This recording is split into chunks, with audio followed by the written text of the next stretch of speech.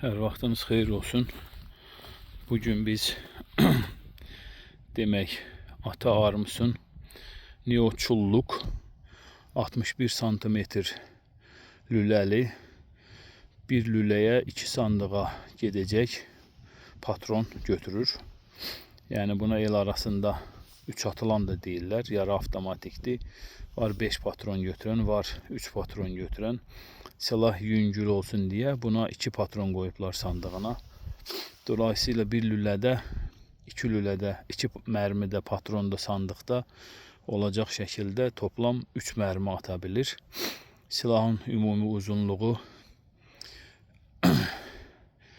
115 santimetrdir. Ama sadəcə lülənin uzunluğu 61 santimetrdir.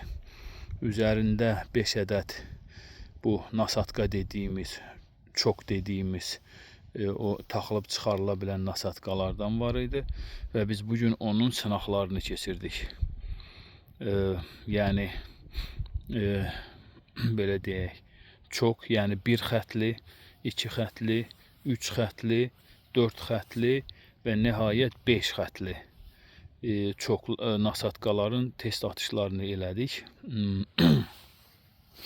Burada bir ən darı, yani 1 xətli ən darı, 5 xətli isə ən genişi, yəni silindir olacaq şəkildə göndərilibdir. Bu nasatkalar istifadə elədiyimiz qırmalar Sterlings patronlarının 34 qramı 4 nömrəli, 34 qram 4 nömrə və 34 qramlıq 4 nömrəli Sterlingdə toplam 160 ədəd qırma var. İndi burada həmin o nasatkalara uyğun olaraq 4 nömrəli qırmanın 35 metr atış məsafəsində müxtəlif nasatkalarını yoxladıq. Gələ indi bura. Demək, burada bir xətli, yəni tam çok dediğimiz, burada səpələmə belədir. Gördüyünüz kimi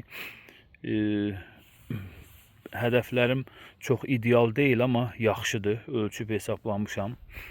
Burada gördüyünüz kimi 4 nömrəli qırma 160 ədəddən 125 ədədi hədəfə dəyib. Yani 1 metrlik, 1 metrin 1 metre hədəfə 35 metrdə.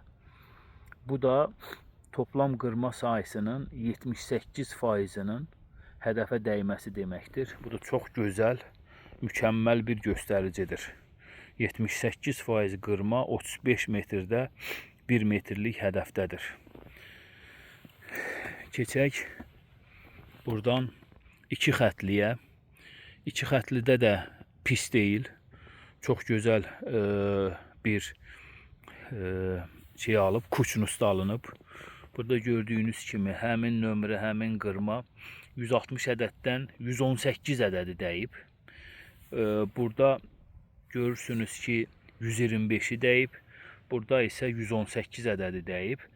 Bu isə 74% eləyir. Yəni 35 metr məsafədə toplam qırma sayısının 74%'i hədəfdədir. Bu isə 4% bir azalmadır. Çünki get-gedə nasatka genişləyir. Ona görə də daha az qırma sayısı hədəfə dəyir. Keçək 3 xətliyə, hansı ki insanlar yarı avtomatik ov silahlarında, yəni qırmalı ov silahlarında yivsiz insanlar daha çox bunu istifadə edirlər. Yəni 3 xətli beləliklə poloçok el arasında dediğimiz. Burada bir atış həyata keçirdik yenə 3 xətlidə 4 nömrəli qırma. Gördüyünüz kimi gözəl bir səpələmə var. Burada 160 qırmadan 100 ədədi hədəfə 1 metrlik hədəfə dəyib. Bu isə 62,5 paşti demək olar ki 63% eləyir. 61 santim lülədə 35 metr məsafədə 63%'lık bir belə kuçnust əldə etmək belə qısa lülədə çox gözəldir. Mən deyə bilərəm ki mənim Browning A5'im də var, 76 santim lüləlik. Həmin o 76 santimlik lüləlik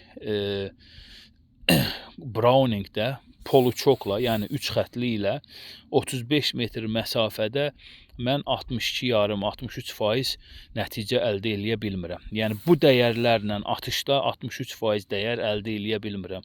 Hardasa 54-55% eləyir. Yəni bu qısa lülənin Kuçnus'tu uzun lülədən daha da yaxşı ola bilir. Silah mükəmməl silahdır. Keçək digərlərinə. 4 xətli. 4 xətli də çox gözəl səpəliyibdir 35 metrədə. 160 qırmanın toplam 85 ədədi hədəfə dəyib. Bu isə 53% deməkdir. 53% hədəfə dəyib. 4 xətli paşti silindirdir. Yəni silindir tam silindir deyil, amma silindirin bir üstüdür. Yəni az qala tam genişdir. İndi silindirə bir sonraki şəkildə baxacağıq əlbəttə ki. Yəni 4 xətlidə 35 metr məsafədə 53% Kuçnus əldə eləmək, bu da həqiqətən mükəmməl bir şeydir. Kolçoslu yerlərdə, ovlarda 35 metr olmur. Məsafə hardasa 15, 20, 25 metrdən ən yaxşı halda sıx kolluq yerlərdə atəş açmaq olur. 15-20 metrlik, 25 metrlik məsafədə bu 53% rahat-rahat 60%-in, 65%-in üzərinə çıxacaqdır. Çünki məsafə yaxındır. Və nəhayət silindir 5 xətli. Yəni nasatqaların ən genişi. Hər hansı bir daralma yoxdur bu ən geniş nasatqada. 5 xətlidə burada həmin dəyərlərlə, həmin parametrlərlə 160 qırmadan 70 ədədi hədəfə dəyib. Bu isə 44% deməkdir. Artıq bu 44% necə deyərlər, yenə də vurmaq olar o məsafədə, 35 metrdə. Amma artıq 50%-in altına düşəndə artıq şans ciddi şəkildə azalmağa başlayır. Amma nəzərə alsaq ki, bu 5 xətli, yəni ən geniş nasatqa, silindir nasatqası 15-20 metrdən ötürü nəzərdə tutulub, karteş mərmilərinin atılması üçün nəzərdə tutulub, hətta tək güllə dediyimiz pulyaların atılması üçün nəzərdə tutulub. Yəni qırma atmaq olar, amma qırmanı yaxın məsafələrdə atırsan ki, sıx kolluqlarda 15-20 metrdə ki, dərhal qırma açılsın, quş gözdən itmədən bu quşa yaxşı bir atış həyata keçirsin. Məsələn, fikirləşə bilərik ki, bu 78% taxaq ataq, yəni bir xətlini taxaq, nasatqanı ataq, 78% əldə eləyək. Amma unutmayaq ki, 78% bu 35 metrdə əldə eləyir. Siz bunu 15-20 metrdə sıx kolluq yerdə atsanız, bu qırmanın hamısı 15 metrdə, 20 metrdə bir qarışlıq, bir koma kimi quşun yanından keçib gedəcək, heç quşa da dəyməyəcək. Burada məsafə lazımdır ki, qırma kifayət qədər yayılsın. Yəni, məsələn, bu 35 metrdə 78% Kuçnus əldə eləyən nasatqa, bu əslində 25-30 metrdə atmaq bunu risklidir, vurmama ehtimalı yüksəkdir. Bunu adətən artıq 35 deyil də 40-45, hətta 50 metr məsafəyə buraxanda bu 78 qırma yayılacaq, 78% düşəcək, hardasa 60%-ə təxminən düşəcək. Bu isə ova kifayət qədər təsir göstərəcəkdir. Çox danışmayayım, qısaca belə bir təhlil həyata keçirtdim. Bunu ümid eləyirəm ki, xoşunuza gələr. Bu silah Azərbaycanda var. Mən də yaxın zamanlarda bunu aldım.